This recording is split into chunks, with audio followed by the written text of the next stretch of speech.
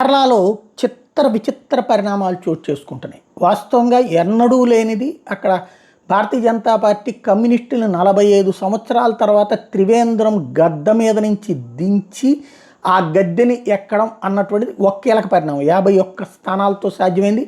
LDF UDF కలిసినా కూడా సాధ్యం కాదు, అంటే అధికార విపక్షాలు కలిసినా కూడా సాధ్యం కాక ఉన్నటువంటి పరిస్థితి. అక్కడ మొన్ననే ప్రమాణ స్వీకారం కూడా చేసేసింది. భారతీయ జనతా పార్టీకి సంబంధించినటువంటి మేయర్ రాజేష్ అయ్యాడు, అది అయిపోయింది. రెండవది వచ్చేటప్పటికి ఇప్పుడు అక్కడ మరొక కీలకమైనటువంటి పరిణామం త్రిశూర్.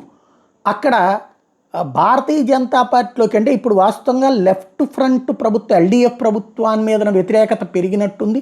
యూడీఎఫ్కి ఎక్కువ సీట్లు వచ్చినాయి, అంటే కాంగ్రెస్ పార్టీ కూటమి అనమాట.